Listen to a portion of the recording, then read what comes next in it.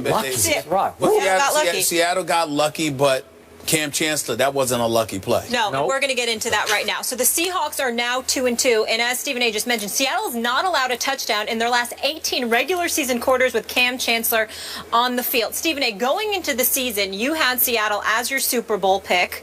Now, through 4 games, has your opinion changed at all seeing this team? Well, it hasn't changed, but I'm not as resolute in that opinion as I was at the beginning of this season. And the reason why is because of their offense. I picked this team to win the Super Bowl championship for 2 reasons. That elite defense, the Legion of Boom, you know, and all its supplementary parts, the defensive line and so on and so forth. Also, their motivation, because no matter how motivated the New England Patriots are due to Deflategate and the whole fiasco that entailed, the bottom line is they stand here today as the reigning defending Super Bowl champions. And the Seattle Seahawks sit here today as a team who believes it was theirs, and their head coach gave it away by not giving the ball a beast mode a half yard away from the goal line.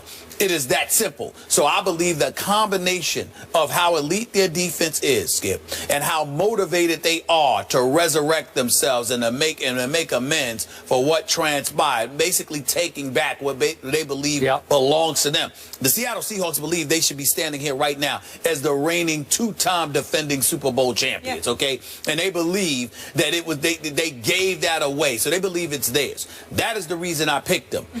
The fact that you got this offense with Jimmy Graham, which I believe is better. Experiment is not working. Wait, is he a Seahawk now or not? Yes. Listen, does he dress? This guy had, well, he had 4 catches for 29 yards last night. I'm just saying that it's so anemic, it's so pedestrian, it's so blah, blah. I can't believe it. Now, in defense, Detroit was all over Russell Wilson. I mean, he was running for his life most of the game. They sacked him 6 times. I can't even count how many times they pressured him. They were all over him, and if it wasn't for his elusivity, that's what Clay Matthews meant when he told Colin Kaepernick, "You are no Russell Wilson," because you got to remember, Kaepernick is more like RG3, the old RG3, in terms of he could fly north to south. That is true. He can't juke you the way that Russell Wilson is capable of juking you. So that's probably what Clay Matthews meant. And it definitely highlighted itself because they were all over Russell Wilson last night, okay? And he could barely breathe. But I'm still looking at them. And again, no Marshawn Beast Mode, he didn't play last night, so we understand that. I'm just looking at this offense, and I'm like, my God, what has happened to y'all? They can't win the Super Bowl with their offense doing as little as they did last night. Granted, Beast Mode didn't play, but they cannot do as much as they did last night and win the Super Bowl. They're still my pick. But their offense has got to play better because this defense is a Super Bowl caliber defense. No question. And their motivation is Super Bowl caliber motivation. But their offense has to join the party, and that's not happening yet. I'm with you. I don't want to go in too hard on that offense because there was no Marshawn. That's right. But in a showcase Monday Night Football game, you scored 13 at home, and you allowed Matt Stafford, who hadn't been able to do squat against your defense, to drive almost 91 yards with, what was it, 6:23 remaining. That's right. That's a long drive, and you gave up a big play to Golden Tate and one to the expatriate Tim Wright right down the seam, and Cam said, they fooled me with that one. I didn't see that one coming on tape. Okay, but you get it down to within striking distance, and from the 11-yard line, you hit Calvin Johnson, and it looked like, for all the world, he was about to score, and you were about to be in big trouble, even though there was time. There had been 1:45 left for Russell Wilson. Now, is that on the defense? A little bit. I saw a little crack in the foundation there that you gave that up at home in front of that crowd. Right. But back to Russell Wilson. The whole offense revolves around a little guy, and he is, I don't usually say little guy, but he's a little guy by NFL standards. He's, what is he, about 5'11", 5'10 and a half? Quarterback standards, for sure. One of the shortest. And Stephen A., to your point, his quickness and his downfield speed is staggering to me. It looks he looks quicker than ever. Last night he did, because he had that one great escape in the first half. No one can do what he's been doing on escape plays and then able to throw on the run, running the wrong way. He's running to his left and throws a big completion. But it's a high wire act. And he fumbled twice that hurt them badly. They lost the turnover battle 3-1 and still won the game at home. That's pretty great.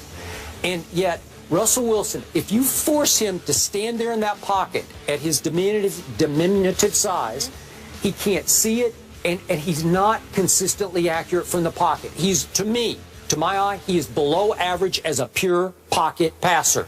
But if he gets outside, he is absolutely lethal as I've ever seen of anybody outside. He's what Johnny Manziel hopes he can one day become, because he's doing better than, he's Russell football. That's who he is, because he's making plays. And at one point, Gruden said last night, boy, he better not keep doing this, because at some point it's going to catch up with him, but he keeps pulling it off, and I got to give it to him. It's interesting. He does keep pulling it off. You know what?